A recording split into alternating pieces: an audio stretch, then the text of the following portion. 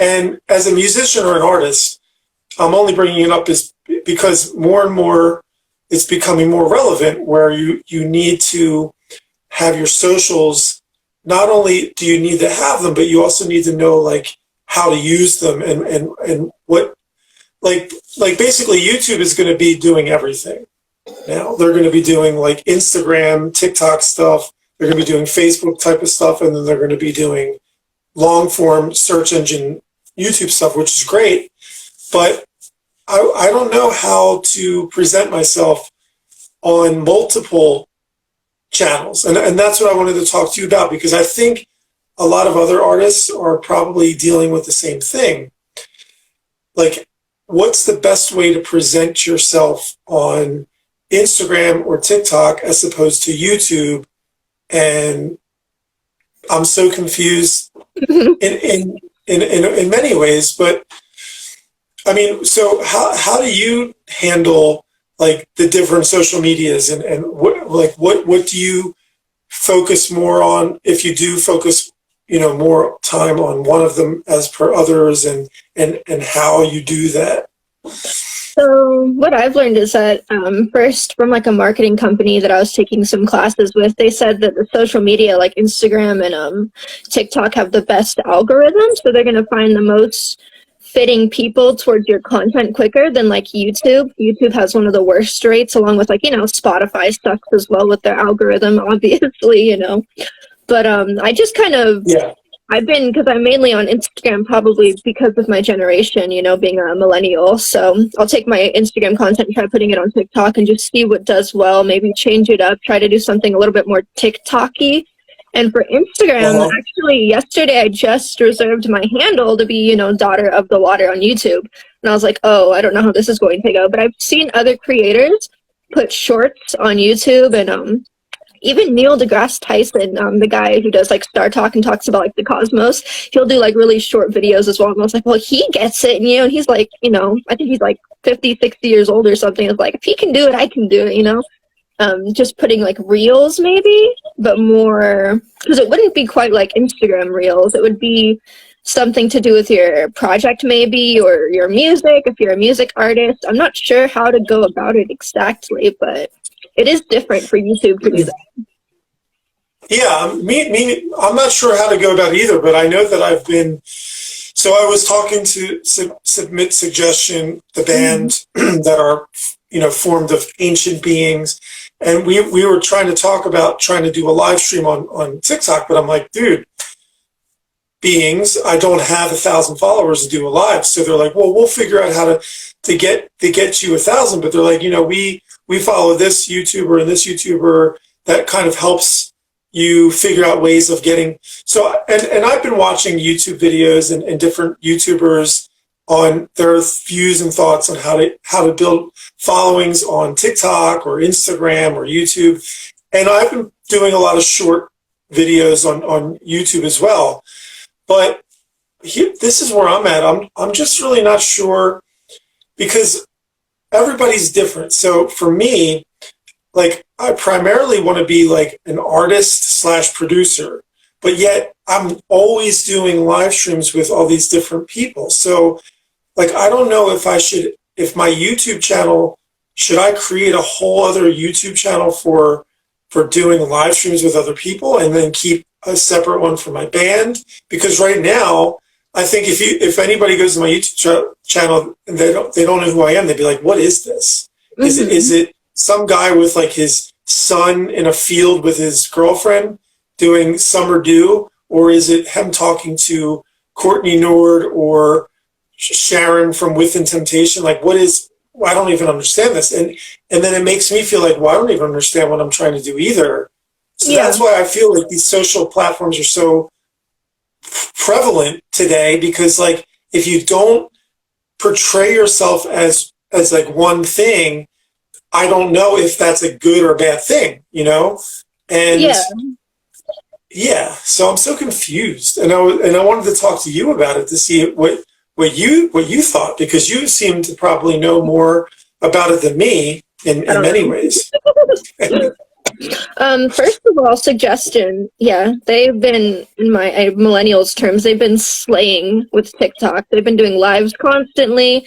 They've been getting a lot of engagement, and they raised their following above numbers I couldn't even think. And I had one post that I've had, and it probably got like 3,000 views, and I was like, oh my god, I went viral. You know what I mean? Like any little win Yeah. is like a win. Yeah, but as for YouTube, I kind of had the same dilemma of separating my pages when I released my book. I was like, do I want Courtney Nord, the author, to be Courtney Nord, the musician? Like, how do I, portray this? Or even like having my sync classes being under my other page that nobody knows about called Nostalgic Nuance. Like, should I have my sync classes and like teaching people under there? And I ultimately, and this is probably up to whoever, like it's up to you ultimately if you want to separate it. But I thought that maybe putting it all in one place with where all my followers are would kind of give it more exposure, because I'm not, big enough yet to maybe branch out a different page and still get people to go to it.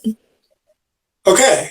Yeah, I mean, and that's where I'm at, because like at the same time, I almost feel like, well, I'm an artist, so I'm going to be unique and weird and different. So maybe if I just have everything all in one place, like a big pot of soup, throw everything in there, yeah, people that are following me might understand that more than if I was creating a YouTube channel for aquarium fish tank stuff.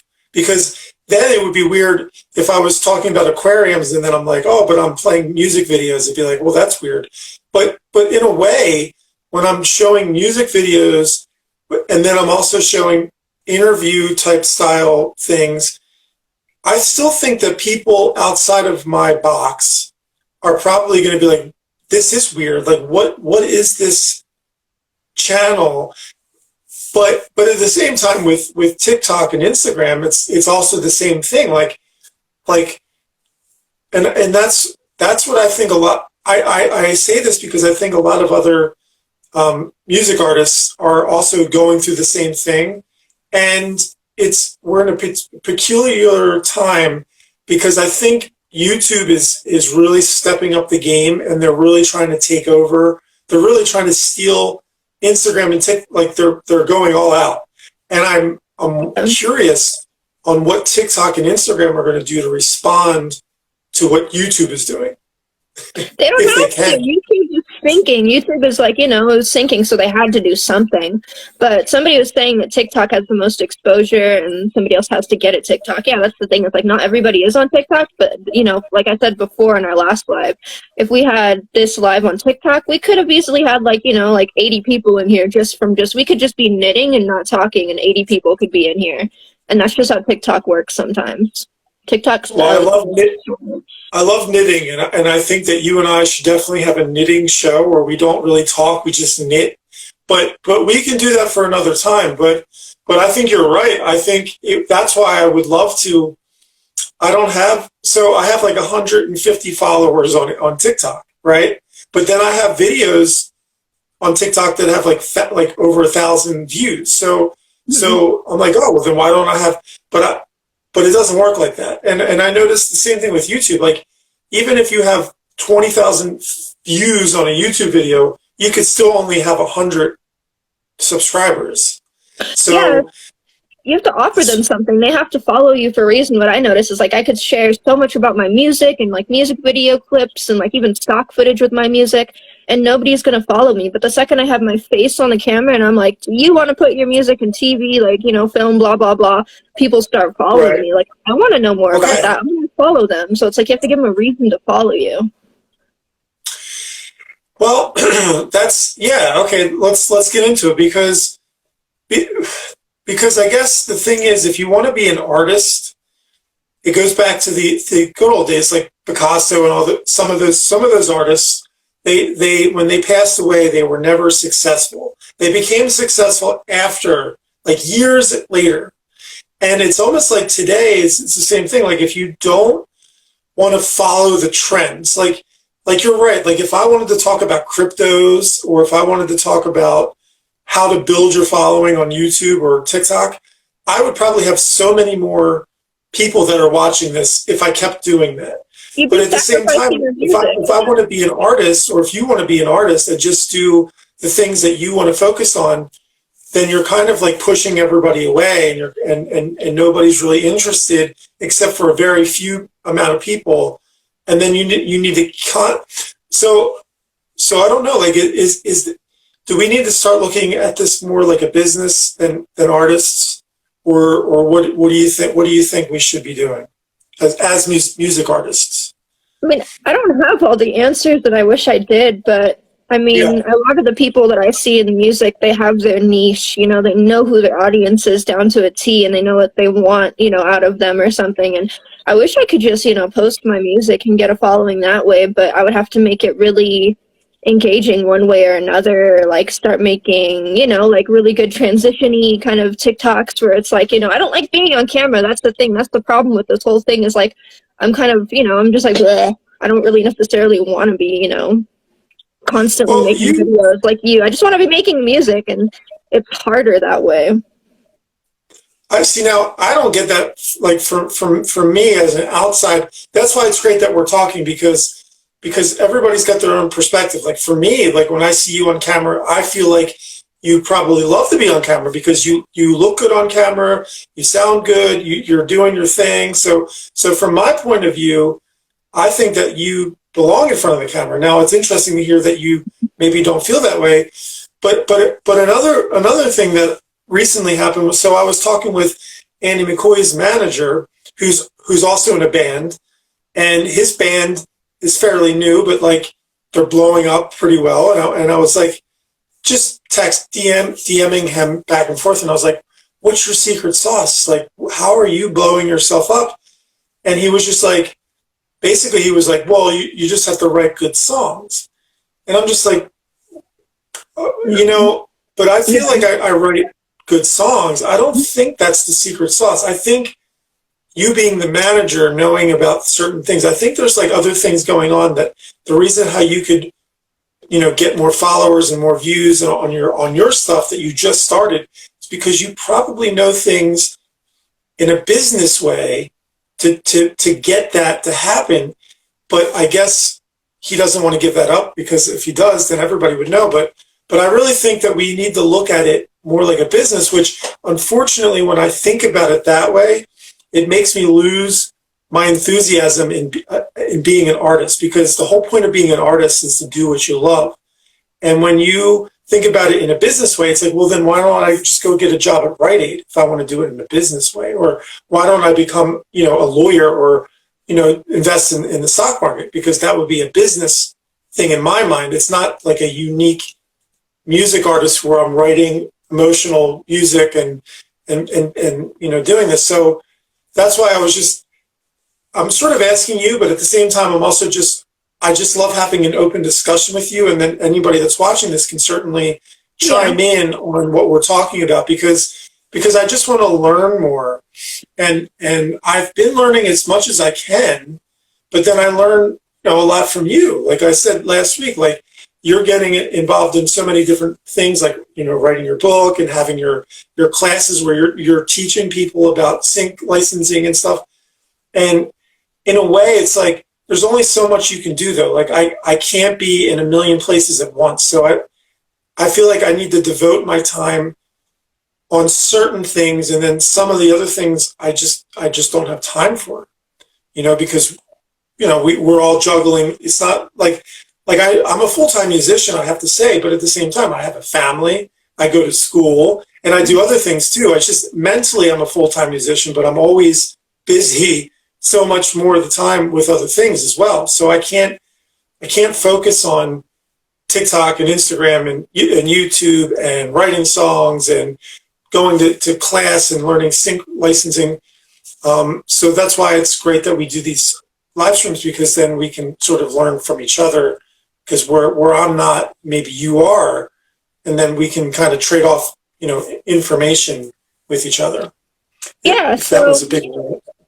No, I understand what you're saying. So from the business aspect of it, I learned when I pushed harder and harder to try to know what I need to post and what I need to be, it felt more like I was resisting something. And when I tried to, the way I see it is you kind of sell your personality. You have to be consistent in whatever your content is. Like, you post a lot of interviews, and that gets a lot of people who are interested in, like, independent artists. And I like a lot of the people you post, and they make great music. So it's true that, you can make amazing music, and, that's usually not good enough to just blow up, unless you get completely lucky.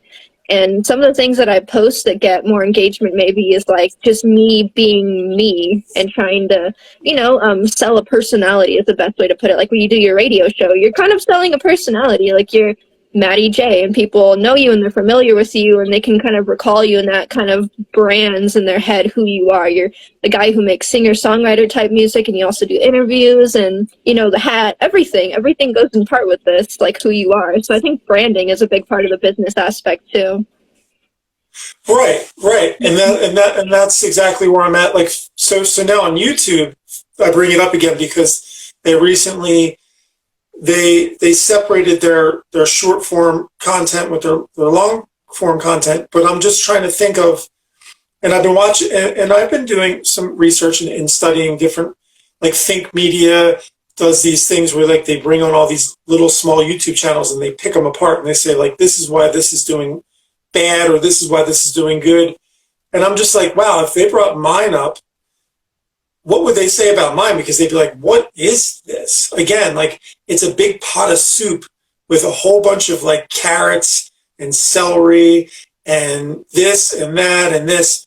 And I don't know if not conforming and making it more uniform for everybody's liking is what I should or shouldn't do. Mm-hmm. And I know I'm going to do something like I know I want to do something soon to like kind of maybe like rebrand. And that's another thing. Like, I don't think it's a bad idea to necessarily kind of go through your content as a creator ever so often and kind of rebrand what you're doing, because the times change all the time now. It's not like every 5 years you need to change up. It's like almost like every 5 months something is happening. Like, do you get that as well, or? Yeah, in the beginning, I kind of had this really avant-garde kind of style, and you remember, and I had like muted red colors, and I'd make a lot of personal music videos, and now I'm like running to stock footage, half because I am a mother, I am in school, I'm doing voice acting, I'm trying to make my own music, and I'm trying to do sync licensing and help people with that, so I really don't have the time to invest so much, and it's part of it is kind of working smarter and not harder, which is true. Yeah.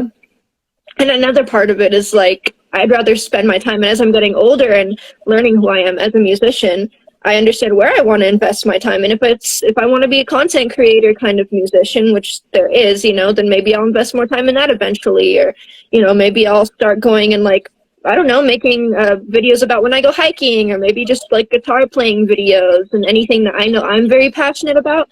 And hopefully my passion can reflect in these content and draw people in like, oh yeah, that's how I feel about that too. I don't know the answers, but yeah. Yeah, me neither. I mean, I know that I love like the whole point of what I've been up to is because I love to play music, but at the same time, if you go to any of my channels, like there's pretty much none of that. Like I don't, like 95% of the content I make is me not playing.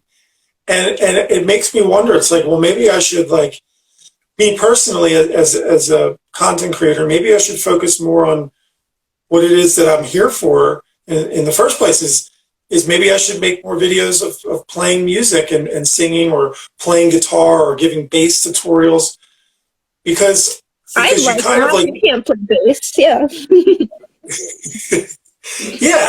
yeah, exactly. And I don't know, like I just feel like I lose focus sometimes because then when I see certain people doing certain things and then saying to do this and do that, it's like, oh, well, yeah, well, maybe I should focus more on doing this and this and this because then I can try to get my viewer rate up, and then eventually I can be like a full-time content creator, which would be great. Like if I could focus on doing these things all the time and I was making like money doing it, I would have like, a cooler set, and I'd have like a really good microphone probably, and I would be doing this on YouTube. But it's the things that I'm learning to get to that point. I feel like I have to do, but then when I do those things, and I don't get results like I want to right away, it makes me question myself, and I wonder if other content creators feel the same way. It's like if you're straying off the path that you sort of want to go to because you feel like maybe you have to do things differently. At what point do you say, like, enough is enough? I'm just going to do what I want to do. And if I only have 300 subscribers to my YouTube channel, well, then I'm only going to have 300 subscribers to my YouTube channel, but I'm still doing what I want to do. Or do you say, but if I do this, this, and this, and I can make it to 1,000 and I can monetize my channel, maybe I can start creating income where I can spend more time doing this and focus on it and make it even better and try to snowball effect, build it more and more and more, like some of the bigger, content creators, which they're great. I think that TV is becoming less and less relevant, and YouTube especially especially in 2023 and 2024, YouTube is going to become way more prevalent in every household, more so than watching traditional TV or cable. Yeah, so that's why I'm trying to. Yeah. So I'm trying to like get myself anticipate that, because it's already here in some aspects, but I know that more and more it's going to be more prevalent. So yeah, like what are your views on that? I feel like so when I was trying to, like, in the beginning I had a lot of engagement for some reason, and it's gone downhill, and I'm like, maybe I'm shadow banned, maybe the algorithm's changing, maybe Instagram just wants me to pay to promote all of my posts, which I'm not going to do. Yeah, not unless it's something I put, production and time and energy in, like a music video. Am I going to actually pay money to try to promote it, hoping that somebody will be like, oh, wow, this is an amazing new artist. I'm going to follow her and, hopefully go to her merch shop or go to her show if she pops up in my town, kind of a thing. And I think I've hit that point where I'm just done trying to assimilate to what every other content creator is doing. And I just want to do what feels best to me, and I'm taking way more time on my songs. I don't share a lot of my unreleased music. It's all on my laptop. I'm doing my own productions and like songs with other producers, and it's not like something that, because I'm not getting as good engagement from, at least Instagram. I go to TikTok and it's so hit or miss, where I don't know if it's going to be seen or not, and I don't want to spend a lot of time on it and it doesn't get seen or anything. And as for YouTube, that's like the worst platform for me. I have like I think almost like 120 followers or something like that on there, and it just like, I don't even understand. I figure maybe once TikTok goes up or YouTube goes, or my Instagram goes up or whatever, Spotify even, then more people will follow me on YouTube, and I can just have like my basic content on there. And I don't try to pressure myself to build my YouTube too much, because it'll happen when it happens. It's not like the numbers define me, which it can definitely do. It's like one of those parasitic games where the numbers can kind of crush you and you can feel like you're not, it can almost be like you're worse when it's not. Like, if you're a good musician, you're a good musician, and you'll reach who you'll reach. Yeah, true. But I like what you're saying, because I do the same thing. It's like, because sometimes you'll put out a piece of content and you're like, oh, this is okay. But for some reason, it'll do really well. Like, for example, like, the thing, going back to suggestion, that video that we put out that has over 1 million views, it was just us talking about whatever, right? But for some reason, who knows what the reason is? Like, I have no idea. But that took off and did really well. But then I'll put out like in my opinion, I'll put out like some really good content, and it'll just go nowhere.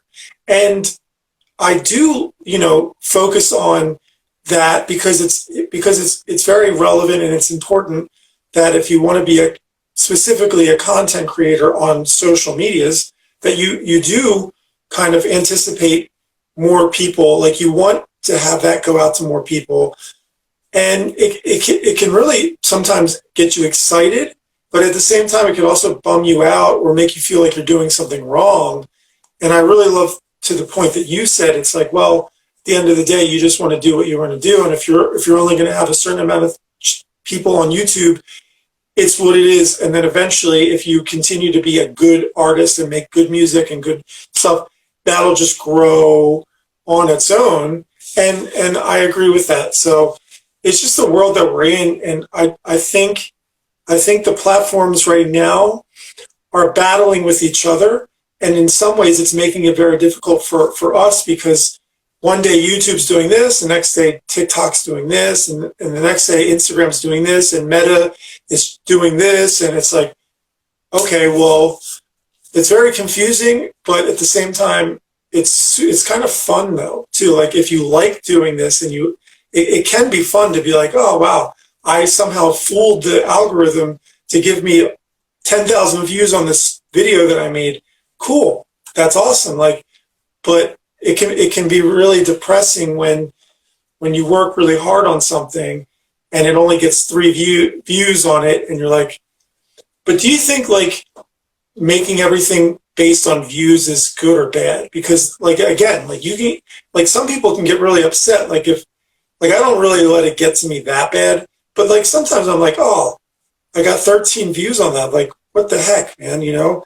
And I don't know. Like, do you think it should be views, or do you think it should be like another way of like rating quality or you know? Yeah. Do you think there's like a new method they should make, whoever they are? Well, I think they should first decentralize all of the platforms so we get more money, obviously. But like in streaming platforms, you know. But honestly, it's a money game. These people, like I said, when you become an older platform and you start reaching that decade, you're 10 years old, like your Facebook or your Instagram now, you're gonna only post or you know post. You're gonna boost them and give them engagement if somebody's putting money into it, you know, or if you're following certain trends, or if, you know, another thing, like the good thing is like these numbers can actually help you engage what type of content is going to help you, you know, who your audience is. If I post a lot of sync stuff, I noticed, oh, my, you know, following's actually interested in this. That means most of them are musicians. Maybe I should offer more of this, you know? So it can help you, but it could also hinder you. Yeah, they want your money because that's how they're going to, you know, give you more engagement, or maybe, you know, it's all give or take, because it can help you, like I said, or it can just be like pressing you down, and like you can think about it too much and just not put content out at the end of the day. Like you can just give up or something, but take it with a grain of salt, I guess. But some people, you know, if you're consistent, I think you kind of win. Like if you just take some of the content that doesn't get pressed out and just move on to the next one, and maybe the next one will do better. Who knows? Ricky Slayer says, it's the exposure, Matty. I think we need to find ways of getting you guys out there. From my experience, TikTok is better. Well, in a lot of and what I've been like research I've been doing, a lot of people are saying that TikTok is better because it's still sort of new, and they're trying to grow and they're trying to compete. But then back to your point, it's like it seems like people, like you said, when you're giving content about sync, for example, like you're kind of giving people information. So when you give people something of value, they tend to soak it in and want to follow you more. But I say, isn't good songs and good songwriting and music videos, isn't that sort of value as well? But yeah. But in some ways, it's like, you know, I don't know at what point you need to. I guess that's where sync could come in, because, like we talked about last week, and also one of the questions was, have any of your songs been on like TV shows or in movies? I want to say, like, yes, like I've had music with Hello Cleveland. Was our first release was in a movie, and I've also had music in the Jackass 3D soundtrack, right? But other than that, no. What about you? Have you had music in movies or TV or anything? The short answer is no. I sell sync, and I've made more money off of sync selling the information about it. But the way that it works nowadays, more so since I'm not involved with a label, is that I have to get my music. I send it to a third-party distributor, like catalogs, libraries, agents, and then they go and they pitch it to all these different people. And they say typically it can take up to a year. And I just started doing this about a year ago. So I have my music in like over like about 10 catalogs, right? A few of my good songs are in like 10 catalogs or so, and then they have to pick and choose it. So I've been placed in catalogs, but I haven't been placed in film yet. So okay. I just started doing this like 2 years ago too. Yeah.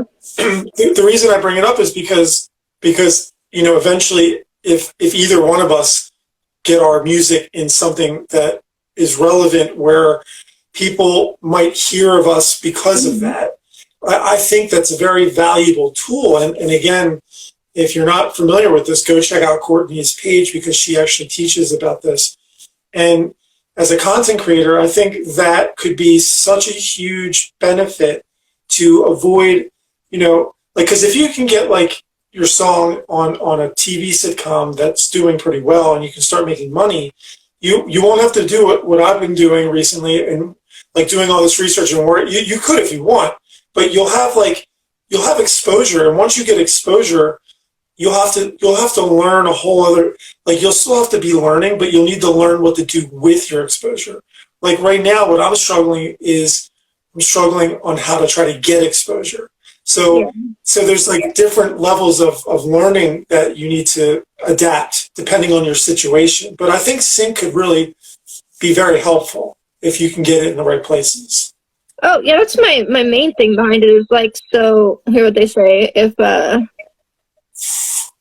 if music isn't pushing mainstream agendas, it's hard to blow organically. Yeah, if you're not singing about, the typical thing people are singing about, then it might be harder. Or if you don't have modern sounds. I've gotten pushed back, like in a lot of, they call it briefs for sync, where it's like, you don't have a modern sound. I'm like, that's kind of what I'm going for, though.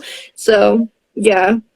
My son get famous in TikTok. Don't ask me how. I don't know. It's weird when walking with him in Helsinki, some comes to and asks to take a photo with him. Yeah, that's kind of, I don't want to reach that point, I don't want people to be like noticing me in public like that. But I think you're saying, yeah. But that I think that comes with the game though, because of, if I guess you're right though, Courtney, because if you make TikTok videos with you in front of the camera, then you're going to have the problem that Healer's son's having, where you walk to town and people are like, oh wow.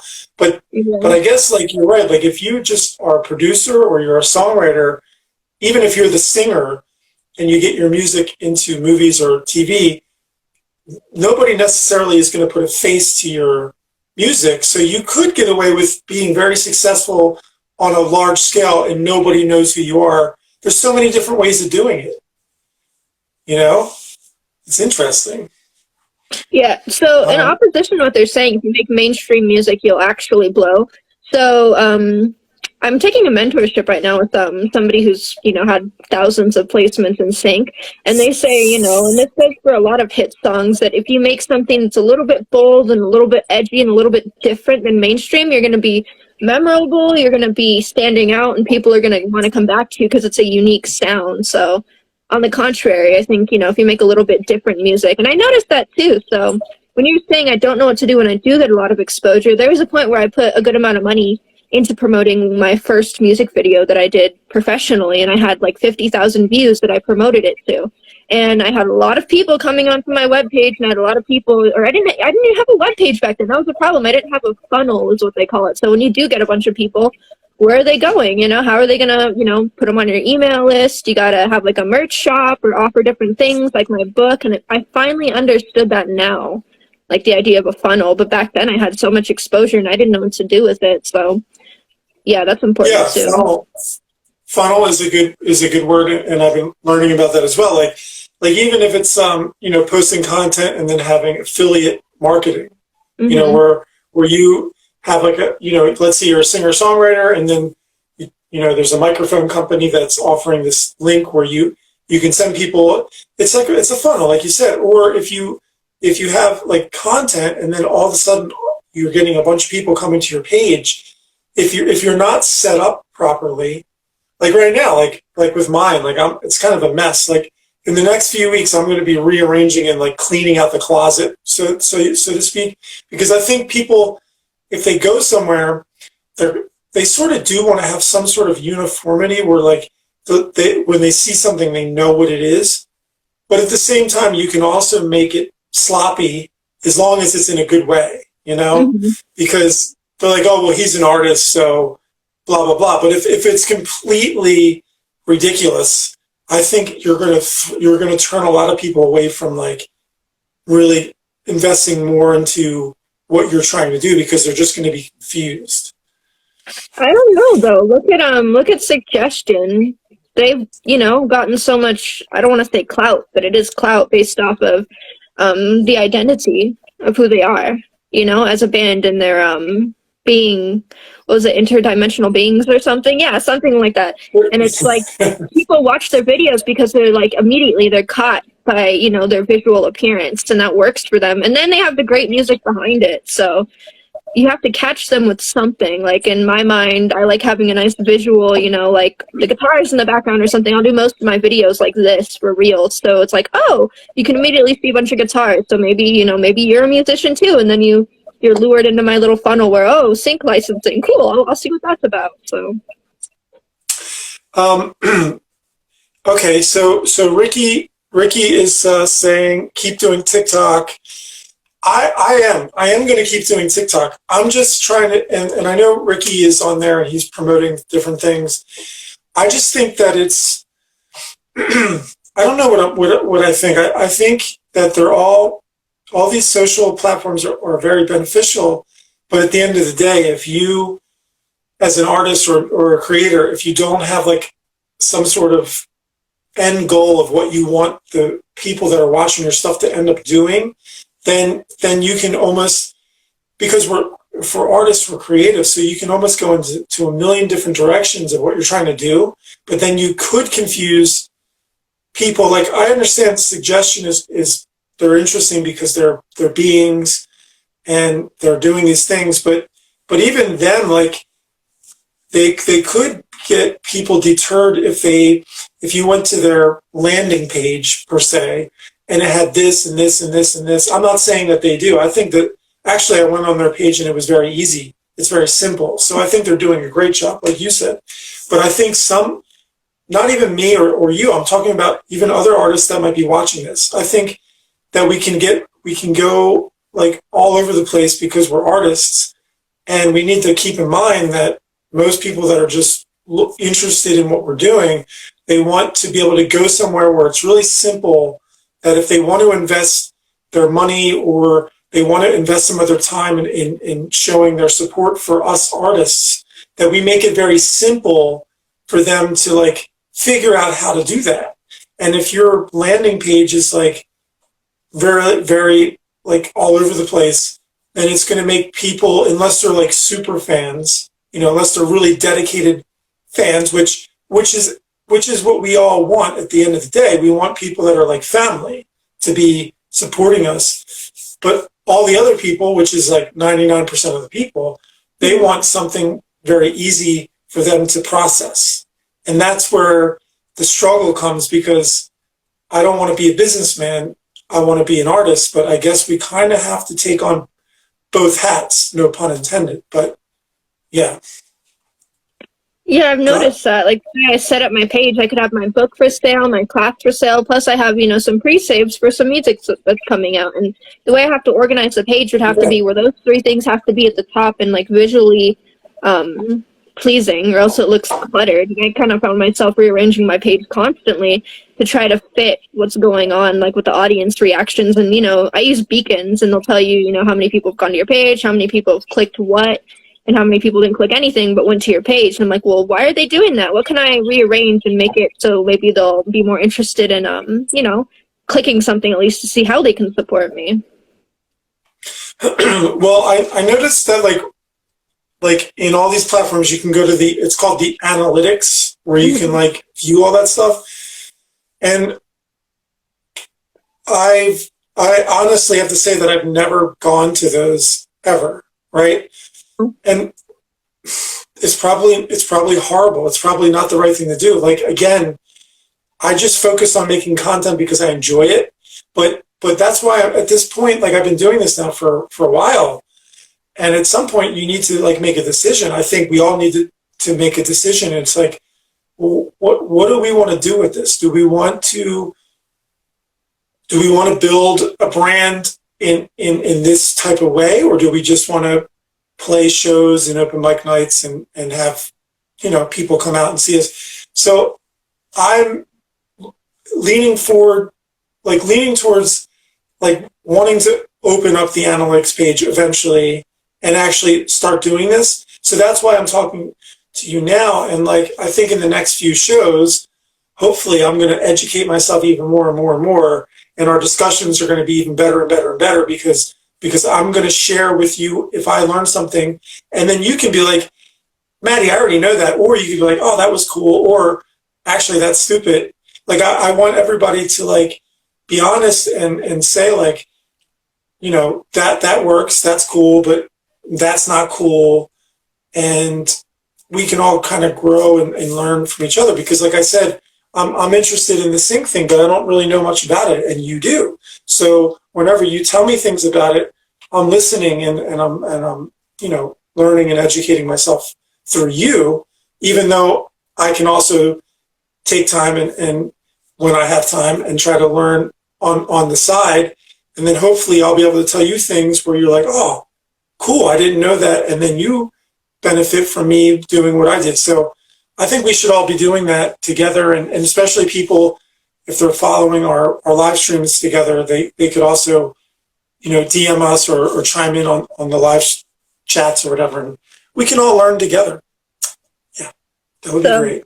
One more thing, this is important too. Another thing is some fans don't want to support if the artist does something they don't like. That's very, very true. I feel like that's probably 90% of the reason why I didn't retain a lot of the people that were liking my stuff back in the day when I had really good engagement and really good,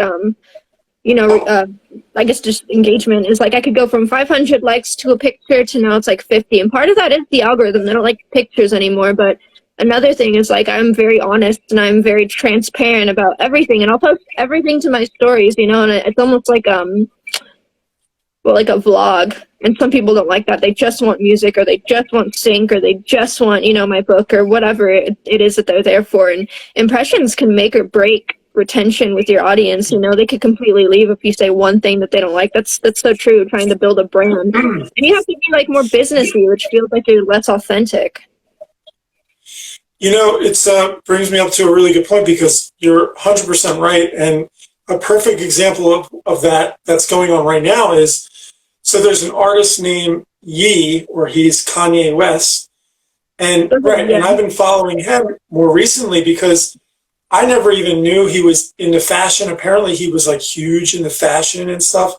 But basically he's been saying certain things about certain communities, and he's been ousted from the record industry and from the fashion industry.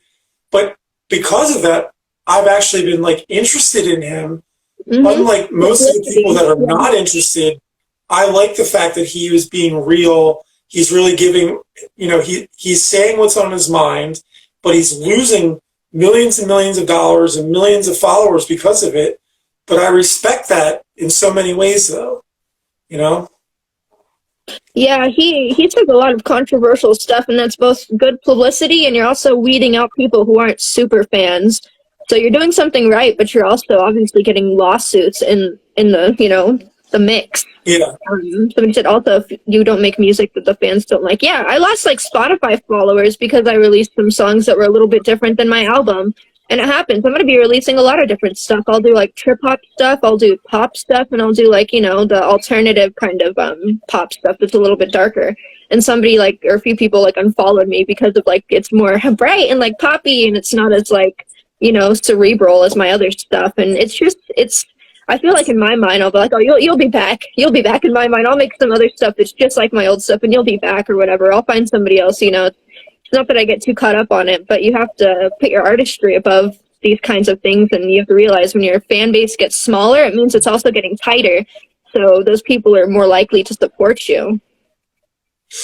Well, I think for me, Spotify is very difficult, because I think I got 13 listeners last month or something. So my Spotify is kind of ridiculous, but at the same time, it's because I don't release anything that I would be, I don't know, because back to the NFTs, I just feel like when us artists spend all this time and money into making really good music that we like, for us to put it on Spotify and only get 0.003 cents is such a crime. But at the same time, I'm starting to, again, clean the closets out on what I'm doing, and I'm starting to lean towards well, maybe it's time that I should bite the bullet and maybe join the club like everybody else and do this. And that's why it's so difficult in today's day and age on where to focus and why you should focus on it. what's good, what's not, and it keeps changing all the time. Like, who knows? Like, maybe in 3 years, Spotify will be the platform that nobody really cares about. Probably not, but maybe, because maybe there's going to be something else that steps in and says, hey, because iTunes, for example, in the US is the biggest platform. It's not Spotify, it's iTunes. And iTunes pays you because you have to download the song. You don't just, well, they pay more, at least from what I'm aware of, they pay more. So Yeah, I noticed like obviously for at least mine, when I look at the analytics for my streaming services, it's always Spotify and Apple, and they're always competing with each other. But I do more promotion on Spotify where I'll contact playlisters or I'll use companies, openly to try and put my stuff on their playlist that seem like they would have a good audience match with me. And I don't do anything on iTunes, and yet, I get just as much engagement and, views. okay, that's it. That's interesting. Yeah, because it's very true. And I know, like, people are always struggling to get onto the curated playlists on Spotify, but like you said, it just seems like with Apple iTunes, it's not that much of a struggle, but yet you're still there. People are still listening to you. So yeah, like, I think Spotify really needs to step up their game in so many ways if they want to keep their clientele, because people like me who are like reluctant to putting stuff that they've, put a lot of work into on their platform, but at the same time, they've been doing it for so long now where I'm just kind of almost like, it's almost like when, say, like, you're a bit younger, but when MP3s became popular, at first I was like so against MP3s because I was working in a recording studio and I was like dealing with like really high quality WAV files, and I was like, oh my god. And it's true, like, the first MP3s when they first started coming out, they were very low quality, so they did sound like trash. But I remember getting on an airplane, and Jess Margera had this thing called an iPod. It was like it was the first one. He was like, ooh, I'm listening to my iPod. And I was like, that is garbage. I was so against it. But then now here we are, like, MP3s are, they sound just as good as WAV files, in my opinion, nowadays. It's no different. And it's just, the technology is changing so much faster than we can imagine. And I'm just wondering what it's going to be like in 2023. What are going to be the new things? Because I think YouTube is really trying to step up their game, and they're trying. I mean, between Google and YouTube, they can do a lot. They could do a lot if they really wanted to. So something to look forward to. But then TikTok, like Ricky said earlier, he's like, just keep posting on TikTok, because as a smaller artist, we have a really good chance of being noticed on a new platform. So it's fun. It's fun in a way, and it's confusing in another way.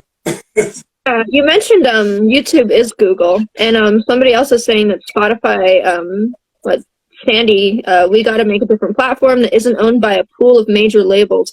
Yeah, Vines will make a comeback. I don't know about that one.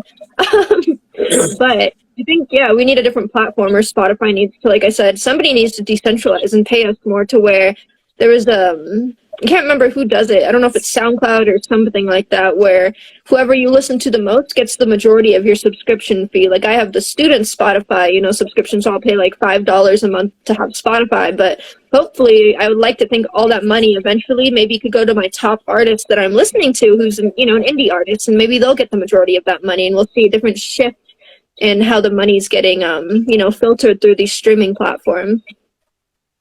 Yeah, that sounds like a great way of doing it, because you're right. Spotify pays the top percentage of the bigger artists, and then the rest of the artists, they kind of get what's left, and it's kind of really not much. So, but yeah, I mean, these are all the things that I'm going to be working on. So next week, when we do our stream again, I'll ask some questions for anybody that's watching this. If you have any questions, or you want us to talk about something in particular that pertains to these subjects like sync or social media and stuff, just ask us, and we will definitely talk about it next week. But I'm going to be constantly doing more research on trying to learn, and then I'll share with whatever it is that I come up with. And hopefully Courtney will do the same. Is there anything that you want to say before we end the stream today? Oh no, take care of yourselves, guys. Everyone is listening, and yourself as well. It can be a crushing world out there, and we're all very talented musicians, and we shouldn't let anyone else tell us otherwise, honestly. Numbers are numbers. Yeah, it's true. And sometimes, like, it's very good for me just to go out and take a walk and just like go take a walk. clean my mind. You know, leave my phone at home and just go for a walk and kind of, and I totally agree with you. Like, taking care of ourselves is the first thing that we all need to do, of course, and our family and our friends and all that stuff. And that'll all just help us, move forward and jump in on this crazy ride that we're on. And, we're in such a peculiar time in so many aspects of life, but specifically with the music and entertainment business, because, in the 80s and 90s, like, none of this stuff even made people would be like, what is this? And now we're just like, we're dealing with it, but then we're dealing with it in like monthly or quarterly, like, changing all the time, and everything's getting all crazy. So it's an exciting time, and I'm all about it, and I'm going to continue to make music just like Courtney is, but we're also going to continue to try to figure out what else we can do to amplify our art and our music. So until next week, I will see you, Courtney. Thank you for joining us, and see you next week. Yeah, take care. Thank you.